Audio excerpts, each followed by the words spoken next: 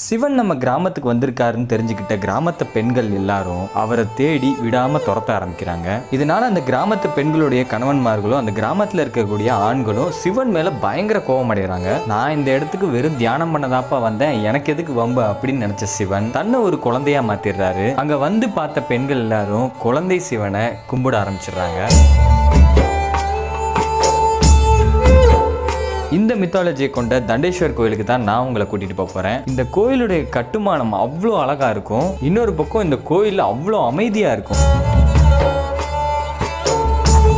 ஒரு நாள் ஃபுல்லா இந்த இடத்துலயே நீங்க உட்காந்து ரசிச்சுக்கிட்டே இருக்கலாம் நண்பர்களே. ஓகே ஃப்ரெண்ட்ஸ், வீடியோக்குள்ள போறதுக்கு முன்னாடி நம்ம சேனலை சப்ஸ்கிரைப் பண்ணி வச்சுக்கோங்க. அண்ட் உங்களுக்கு ஏதாவது ஒர்க் இருந்துச்சுன்னா அதெல்லாம் முடிச்சுட்டு ஹெட்ஃபோன் எடுத்துட்டு என் கூட வாங்க ஃப்ரெண்ட்ஸ், டிராவலை ஸ்டார்ட் பண்ணலாம்.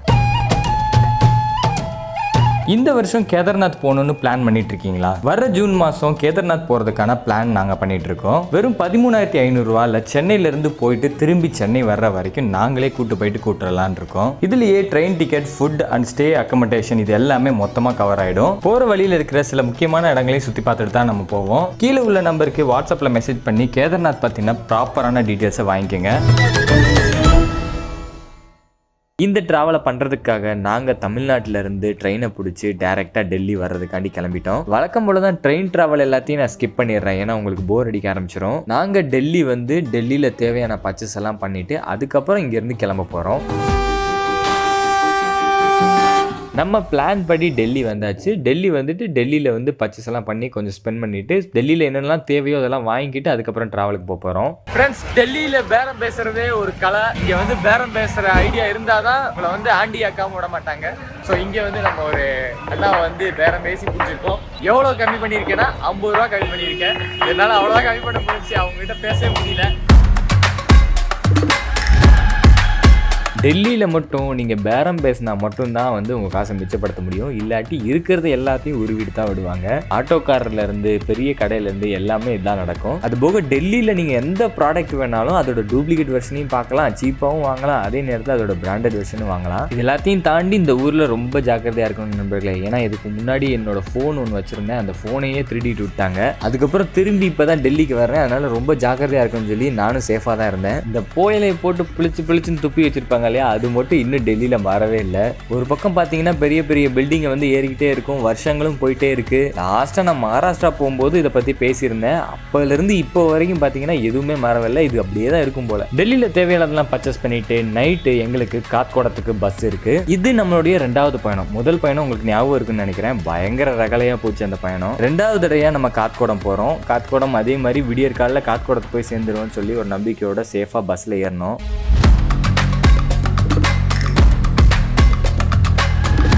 இன்னைக்கு நாம பழையபடி செகண்ட் டைம் ஆதி கைலாஷ் பக்கத்துல போறோம். ஆனா ஆதி கைலாஷை பார்க்க மாட்டோம். ஆதி கைலாஷ் வழியா போய் இன்னொரு முக்கியமான மலைக்கு ட்ரெக்கிங் போறோம். அண்ட் லாஸ்ட் டைம் இதே இடத்துல நின்று தாங்க நம்ம ஆதி கைலாஷ் டிராவலை ஸ்டார்ட் பண்ணோம். இந்த இடத்துல சரியான மலை. ஒரு பிளாக் கலர் டிஷர்ட் அண்ட் பேண்ட்டை போட்டுட்டு அதே வண்டியோட இந்த இடத்துல நின்று தான் நம்ம டிராவலே ஸ்டார்ட் பண்ணோம். இன்னைக்கு தான் வந்து மூஞ்செல்லாம் கழுவிட்டு ஸோ ஃபுல் அண்ட் ஃபுல்லி ஒரு மெமரிஸ். அதே நேரத்தில் இன்னொரு விஷயம் என்னன்னா, இந்த வீடியோ வந்து லாஸ்ட் டைம் நாங்கள் எப்படி ஒன்னா போனோம், நானும் ஜெனியும் ஒன்னா போனோம், அதே மாதிரி நாங்கள் 2 பேர் தான் இப்போ ஒன்னா போகிறோம். கிளைமேட் மட்டும் கொஞ்சம் வேற மாதிரி இருக்குது, ஆனால் செம்ம ஃபன் இருக்குது. என்ஜாய்மெண்ட்டாக போகிற வழியில் என்னெல்லாம் இருக்கோ அதெல்லாம் அழகாக காட்டலான் இருக்கோம்.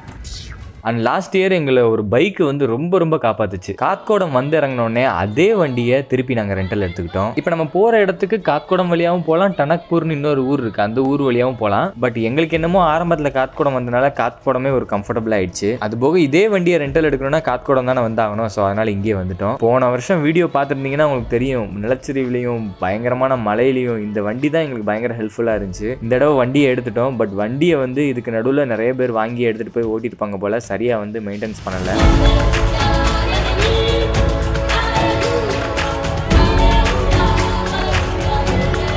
சொன்ன மாதிரியே வண்டியில் நல்லபடியாக சேஃபாக எல்லாத்தையும் கட்டி ட்ராவலை ஸ்டார்ட் பண்ணிட்டோம். போன தடவை வந்து இந்த வழியாக போகும்போது எல்லாமே பச்சை பசேன்னு இருந்துச்சு, மழையாக இருந்துச்சு. இந்த தடவை அந்த மழையெல்லாம் இல்லை, ஃபுல் அண்ட் ஃபுல்லி வந்து எல்லாம் காஞ்சு போயிருந்துச்சு. ஆனாலும் அது ஒரு அழகாக தான் இருந்துச்சு. போன தடவை எந்தெந்த இடம்லாம் போனோமோ அதே இடத்துல இந்த தடவை ட்ராவலை ஸ்டார்ட் பண்ணோம்.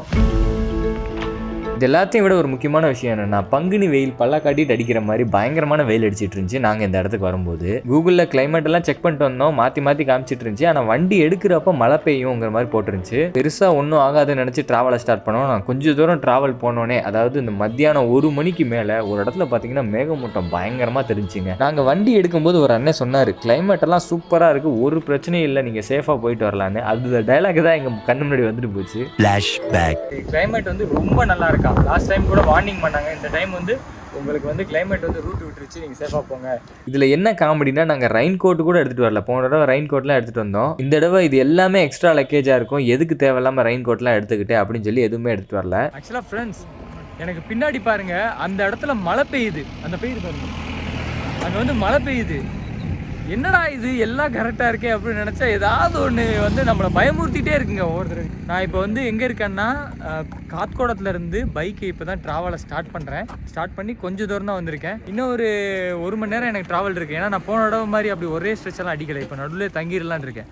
நான் தெளிவாயிட்டு இந்த கிளைமேட் கிட்ட வந்து பாட்டிக்க மாட்டேன். போன தடவை வந்து நிலச்சரி வந்துச்சு, கடவுளாக பார்த்து நம்ம ஏய் மழை பெய்யுது இங்கே பாருங்க ஃப்ரெண்ட்ஸ், ட்ராப் விழுகுது பாருங்க, மழை பெய்யுது பாருங்க. வருது இங்கே மழை. இதை நினச்சி சந்தோஷப்படுறதா என்ன பண்ணுறதுன்னு தெரில. ஆக்சுவலாக இங்கனக்குள்ள ஒரு கடை இருக்குது, நம்ம வண்டி அங்கனக்குள்ள நிப்பாட்டணும். மழை பெஞ்சாலும் பரவாயில்ல, அதெல்லாம் நம்ம என்ன மழையில் கரைஞ்சிட போகிறோம். நிலச்சரி வந்துச்சுன்னா கொஞ்சம் பயமாக தான் இருக்குது. அதை நினச்சா, போன வருஷத்தை நினச்சா கொஞ்சம் பயமாக தான் இருக்குது. இடிக்கும் போதெல்லாம் கொஞ்சம் அள்ளு விடுது ஃப்ரெண்ட்ஸ். ஆனால் இப்போ என்னென்னா, ரெயின் கவர் மட்டும் கேட்டு வாங்கலான் இருக்கேன். எனக்குள்ள கடைங்க இருக்குது. என்னடா ஆரம்பமே அரக்களிப்பாக இருக்குது. இந்த ஏரியா சைடு வந்தாலே இப்படி தான் போல. பக்கத்தில் கேட்டுட்டேன் ஃப்ரெண்ட்ஸ், மொபைல் கவர் இல்லையா, ஒரு 10 கிலோமீட்டர் வண்டியிலே போங்க அப்படின்னு சொல்லிட்டாங்க. அந்த 10 கிலோமீட்டருக்கு நடுவில் வர்ற மழையை நினச்சா தான் பயமாக இருக்குது. சரி ஓகே, என்ன நடந்தாலும் பார்ப்போம், போவோம். இப்போ மணி வந்து 1 மணி, எப்படியாவது சேஃபாக திரும்பி போயிடணுங்கிறதுக்காண்டி நாங்கள் என்ன பண்ணோம், இப்படியே நின்று பார்த்துட்டு இருந்தோம்னா நம்மளால போக முடியும்னு சொல்லி, சரி மழையாக இருந்தாலும் பரவாயில்ல கிளம்புவோம்னு சொல்லி கிளம்ப ஆரம்பிச்சிட்டோம். மழை போட்டு பொழக்குது, மழை ஆரம்பிச்சிட்டு இங்கே பாருங்க, அவங்க வந்து நின்று வண்டியிலலாம் கட்ட ஆரம்பிச்சிட்டாங்க. பெருசாக எதுவும் ஆகாது அந்த நம்பிக்கை இருக்குது. பட் ஆனால் நாங்களும் கரெக்டாக கடையை நோக்கி வந்துட்டோம். 1 மணிங்க, மத்தியானம் 1 மணிக்கு எப்படி இருக்குன்னு பாருங்க. இங்கே பாருங்க மழை பெஞ்சிருக்கு பாருங்க இங்கெல்லாம்.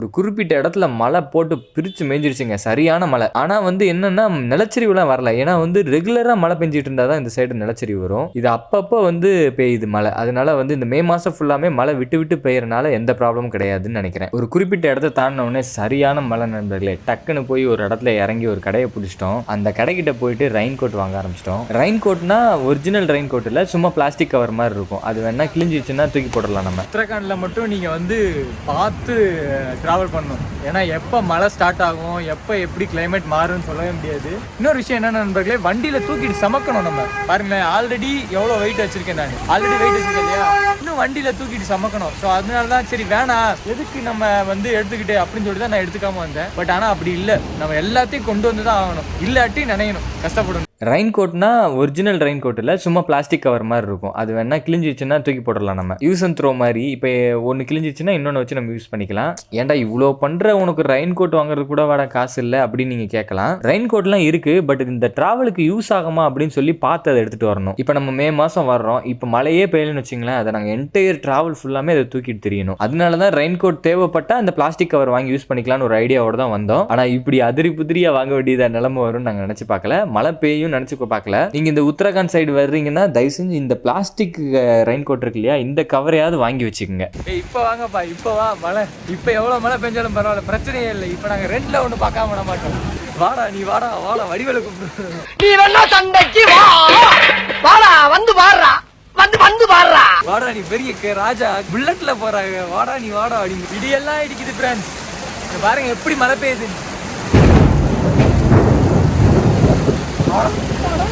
சரியான மழை. ஆனால் அந்த மழையிலையும் வந்து பயங்கரமாக வந்து இருட்டிடுச்சு. இருட்டினதுலேயும் நாங்கள் எப்படியாவது போயிடணும் ட்ராவலாக. ஏன்னா ஈவினிங் வரைக்கும் நம்ம ஈவினிங்குள்ளே எப்படியாவது நம்ம போயிடணும். இல்லாட்டி நமக்கு இந்த நாள் வந்து ரெண்டல் பைக் எடுத்துருக்கோம் இல்லையா, அதுக்கான சார்ஜஸ் வந்து எக்ஸ்ட்ரா ஆகும். ஒவ்வொரு நாளும் நம்ம ஸ்டே பண்ண ரெண்டலுக்கான சார்ஜஸும் அதுபோக அங்கே ஸ்டே பண்ணுறதுக்கான சார்ஜஸும் காசு அதிகமாகிட்டே இருக்கு இல்லையா. அதனால தான் நாங்கள் எங்கேயும் நிற்கிறது கிடையாது. ரொம்ப டேஞ்சராக வந்துச்சுன்னா மட்டும்தான் ஸ்டே எடுத்துக்கிறது. ஆனால் ஒன்று சொல்கிற நண்பர்களே, உத்தரகாண்டில் நீங்கள் ட்ராவல் பண்ணணும்னு நினச்சிங்கன்னா எதிர்பாராத திருப்பங்களும் பயங்கர அட்வென்ச்சராக ஆகும், நிறைய சம்பவங்கள் நடக்கும். நீங்கள் இந்த ட்ரிப்பையே என்ஜாய் பண்ணுற மாதிரி இருக்கும். ஒரு பக்கம் இடியும் மின்னலும் மழையும் பயங்கரமாக பெஞ்சிக்கிட்டு இருக்க, நாங்களும் சரி எப்படியா இருந்தாலும் பார்த்துடலாம் இன்றைக்கி ஒரு நாள் அப்படின்னு சொல்லிட்டு வண்டியை ஸ்டார்ட் பண்ணோம்.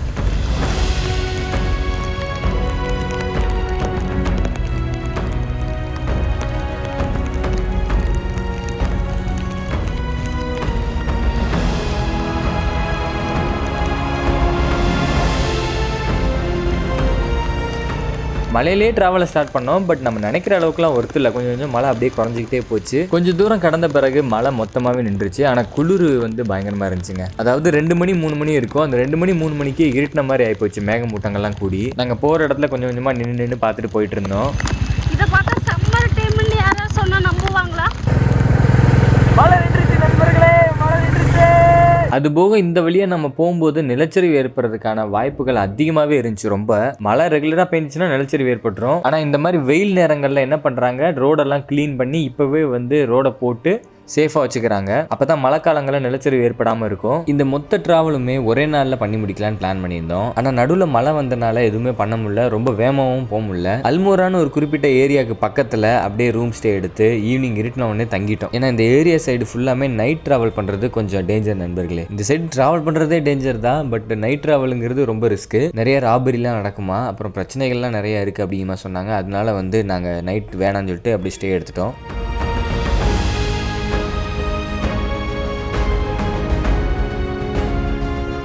அடுத்த நாள் காலையில் ஃப்ரெஷ்ஷாக எந்திரிச்சிட்டு அல்மோராலேருந்து நம்மளுடைய பயணம் தொடங்குச்சு.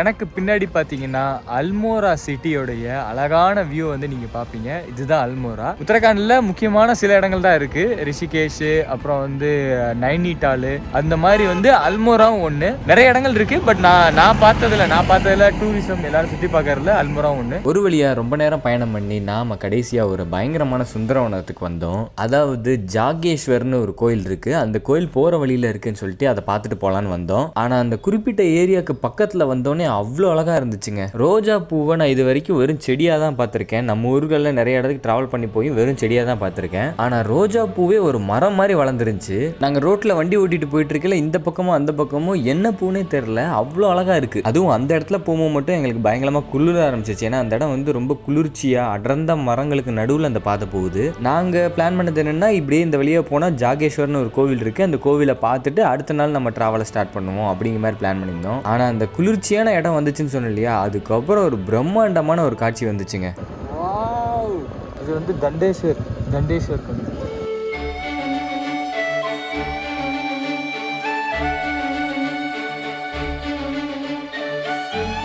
அந்த இடம் ஏதோ பிளான் பண்ணி வந்து எங்களை வந்து வசியப்படுத்தி இழுக்கிற மாதிரி இருந்துச்சு. நாங்கள் போயிட்டு இருக்கல, இந்த பக்கம் அந்த பக்கமும் மலர்கள் வந்து அழகாக பூத்திருந்து ரொம்ப ஜில்லுன்னு காற்று. அப்படியே நாங்கள் போகும்போது திடீர்னு இந்த அழகான கோவிலை வந்து பார்த்தோம். சரி நாளைக்கு வந்து பார்க்கலான்னு இருந்தோம். அப்புறம் மனசு கேட்கல, சரி இன்னைக்கே போய் பார்த்துட்டு வந்துடுவோம் அப்படின்னு வண்டியை நிப்பாட்டிட்டு கிளம்பி கோவில் பக்கம் போக ஆரம்பித்தோம். இந்த கோயிலுக்கு பேர் தண்டேஸ்வர். எங்களுக்கு ஒரு பிளான் கூட கிடையாது இந்த கோயிலுக்கு போகணும் அப்படின்னு சொல்லிட்டு. ஆனால் இப்படி ஒரு அழகான இடத்துல பயங்கரமாக எங்களை வசியம் பண்ணி கூப்பிட்ற மாதிரி இருந்துச்சு. நாங்கள் பயங்கர டயர்டில் தான் வந்தோம். போகிற வழியில் ஜாகேஸ்வர் இருக்குது, ஜாகேஸ்வர் பார்த்துட்டு போகலாம் அப்படின்னு தான் இருந்தோம். பட் இந்த கோயிலே அவ்வளோ அழகாக இருந்தால சார் வண்டியை நிப்பாட்டிட்டு கொஞ்ச நேரம் உள்ளே போய் பார்க்கலாம் அப்படிங்கிற மாதிரி வண்டியை நிப்பாட்டினோம். ஃப்ரெண்ட்ஸ், நாம் இப்போ தானேஸ்வர்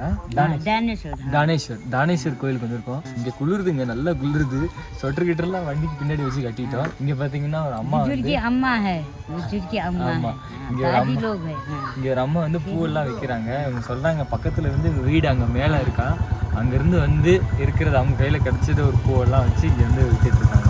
முதுகு வலியெல்லாம் கூட இருக்கா, எந்த வேலையும் பார்க்க முடியலையா, அதனால இங்கே கடை வச்சிருக்காங்க. இந்த வீட்டில் வந்து சோம்பேறித்தனமாக உட்காந்துக்கிட்டு இப்போ இந்த ஒரு சிலர்லாம் டிவி பார்த்துட்டு இருப்பீங்கல்ல, வேலைக்கே போகாமல், அவங்களாம் தெரிஞ்சுக்கங்க. பார்த்துங்க, மழை காடில் அவங்களுக்கு கிடைச்சதை வச்சு ஏதோ அவங்களால முடிஞ்ச அளவுக்கு என்னதான் கஷ்டம் இருந்தாலும் சின்னதாவது ஒரு வேலை பார்த்து அப்படியே லாபம் பார்க்குறாங்க. ஓகே, தேங்க்யூம்மா, தேங்க்யூ. ஓகே, நம்ம சாமி கும்பிட போகலாம்.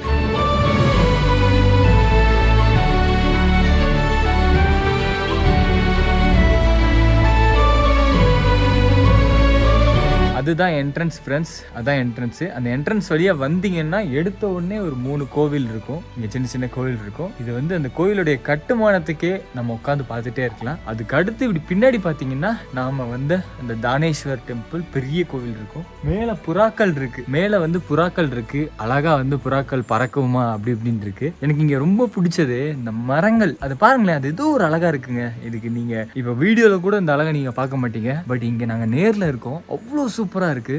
ஈவினிங் டைம் வந்திருக்கோம், உள்ள போய் பார்க்கணும்னு இன்னும் ஆசையா இருக்கு, போய் பார்ப்போம். உள்ள போகும்போது தான் இந்த கோயிலை பத்தி பயங்கரமான ஒரு மித்தாலஜி சொன்னாங்க. புராணத்தின்படி சொல்லணும்னா சிவன் வந்து இந்த காட்டுக்குள்ள தியானம் பண்ண வந்தாராம். ஏன்னா இந்த காடு அவ்வளோ அழகா பசுமையா அமைதியா இருந்திருக்கு. அவர் தியானத்துக்காக தேர்ந்தெடுத்த இடம் தான் இந்த இடம். அப்படி அமைதியை தேடி இந்த இடத்துக்கு வந்த சிவபெருமான இந்த ஊர் லோக்கல்ல இருக்கிற இந்த சுத்தி இருக்கிற கிராமத்துல இருக்கிற பெண்கள்லாம் வந்து சிவபெருமான் வந்துட்டாருன்னு சொல்லி அவரை பார்க்கறதுக்காண்டி தேடி தேடி வந்தாங்களாம். எப்படியாவது சிவபெருமானை பார்த்துடணும்னு இந்த காட்டுக்குள்ள அவங்க பயங்கரமா தேட ஆரம்பிச்சிருக்காங்க. இதை தெரிஞ்சுக்கிட்ட அந்த பெண்களுடைய கணவன்மார்கள் அதுபோக இந்த ஏரியால இருக்கக்கூடிய ஆண்கள் எல்லாரும் ரொம்ப கோபம் அடைஞ்சிட்டாங்களாம் சிவன் மேல. அவர் வந்து தியானம் பண்றதுக்காண்டி தான் இந்த இடத்துக்கு வந்திருக்காரு, அப்படி இருந்தும் வந்து இதுவே ஒரு மற்றவங்களுக்கு பெரிய பிரச்சனையா மாறுதே அப்படின்னு நினைச்ச சிவன் தன்னை ஒரு குழந்தையா மாத்திக்கிட்டாராம். தேடி வந்த பெண்கள் எல்லாம் சிவன் எங்கன்னு பார்க்கும்போது இந்த குழந்தை தான் கண்ணுக்கு தெரிஞ்சிருக்கு. அந்த குழந்தையே வந்து தெய்வமா அப்படியே வணங்க ஆரம்பிச்சிட்டாங்களாம் பெண்கள் எல்லாரும். இந்த கோயிலுடைய வரலாறு இதுதான். 8ஆம் நூற்றாண்டை சேர்ந்த ஒரு அரசர் வந்து இந்த கோயிலை வந்து கட்டியிருக்காரு. ஆனா சும்மா சொல்லக்கூடாது நண்பர்களே, கட்டுமானம்லாம் பயங்கர டிஃப்ரெண்டா இருக்கும். இந்த கோயிலுக்கு நீங்க வந்தீங்கன்னா சின்ன சின்ன சிற்பங்கள் கூட நீங்க பார்த்து ரசிக்கிற மாதிரி இருக்கும். இந்த கோயிலை விட நீங்க அடுத்து நம்ம பார்க்க போற ஜாகேஸ்வர் கோயில் வந்து இன்னும் சிறப்பானது, பயங்கர ஃபேமஸ் ஆனது. ஆனா நாங்க போற வழியில ஃபர்ஸ்ட் இதை பார்த்த உடனே ரொம்ப ஆச்சரியப்பட்டோம்.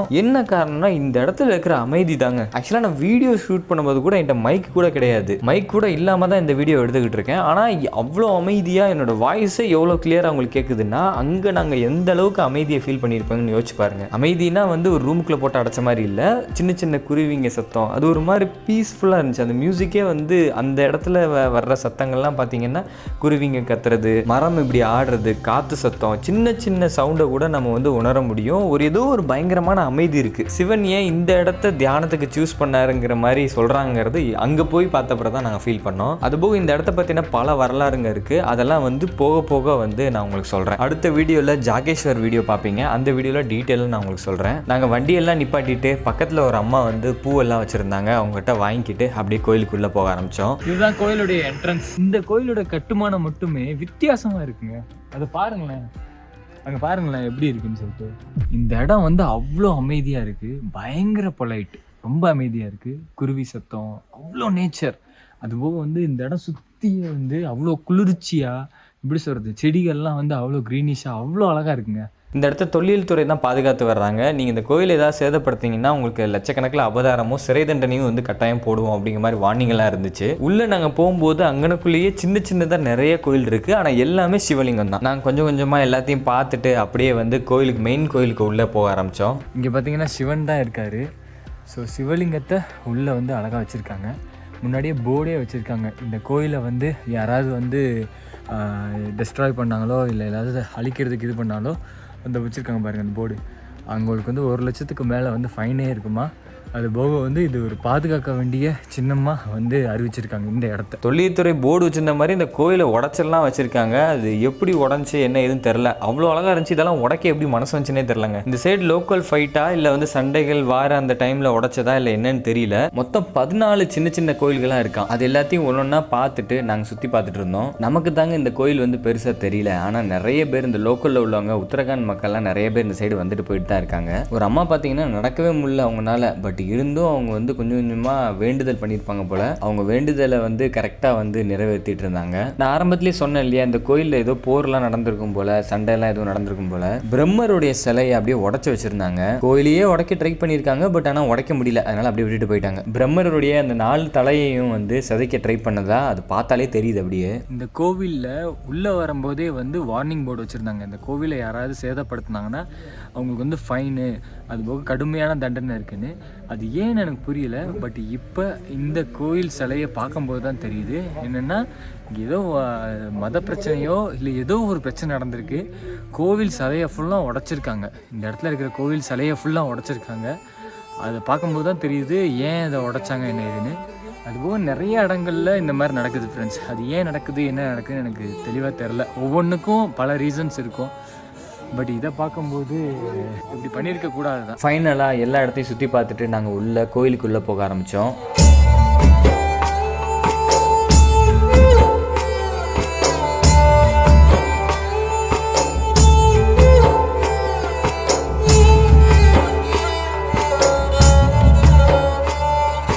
உள்ள வந்து சிவன் உட்காந்து தியானம் செஞ்ச அந்த இடத்த வந்து இன்னைக்கு சாமி கும்பிட்டுட்டு இருக்காங்க. உள்ள ஒரு பாறை மாதிரி இருக்கும், அந்த பாறை மேல சிவன் உட்காந்து தியானம் செஞ்சாராம். பல பேர் பல விதமா சொல்றாங்க. உள்ள இருக்கிற அந்த பாறை தான் சிவன் சில பேர் சொல்றாங்க. சில பேர் இந்த பாறை மேல தான் உட்காந்து சிவன் தியானம் பண்ணாரு, இந்த இடத்த அப்படியே கோயிலா கட்டிட்டாங்க அப்படின்னு சொல்றாங்க. உள்ள ஒரு பூசாரி இருந்தாரு, சாமி கும்பிட்டுட்டு நாங்க அப்படியே அந்த இடத்துல கொஞ்சம் நேரம் ஸ்பெண்ட் பண்ணிட்டு வந்துட்டோம். ஏத்தாப்புல நந்தியும் இருந்துச்சு, நந்தியும் மற்ற தெய்வங்களுடைய சிலைகளும் சின்ன சின்னதா இருந்துச்சு. கொஞ்ச நேரம் அங்க ஸ்பெண்ட் பண்ணிட்டு இன்னைக்கு ஒரு நாள் வந்து திருப்தியான ஒரு தரிசனம் கிடைச்சதா ஃபீல் பண்ணிட்டே வெளில வந்தோம். இந்த இடத்த பத்தி சொன்னோம்னா ஆன்மீகங்கிறத தாண்டி ஒரு பயங்கரமான அமைதி இருக்குங்க. இங்க ஃபேமஸ் ஆயிட்டு அந்த அமைதி திரும்பி இருக்குமான்னு தெரியல, பட் ஆனா கண்டிப்பா வந்து இப்போ நீங்க வந்து பாத்தீங்கன்னா உண்மையிலே உங்களுக்கு ஒரு அமைதியான இடமா இருக்கும். நான் பாபாஜி கேவ்ல இதே மாதிரி அமைதியை ஃபீல் பண்ணேன். அதுக்கப்புறம் இங்க வந்து உண்மையிலே ஒரு பீஸ்ஃபுல்லான ஒரு மொமெண்டா இருந்துச்சு. நான் எல்லா கோயில்லையும் வற்புறுத்தி வீடியோலாம் எடுக்க மாட்டேன். சில நேரம் உள்ளவங்க வந்து வேணாம் வீடியோ எடுக்காதீங்கன்னு சொல்லுவாங்க. நான் அப்படியே வாசல்லே நின்று சாமி கும்பிட்டுட்டு அப்படியே வந்துடுவேன். இங்கே உள்ள ஐயர் வந்து பயந்துக்கிட்டே இருந்தார். அவர் வந்து வீடியோ எடுக்கக்கூடாதுப்பா,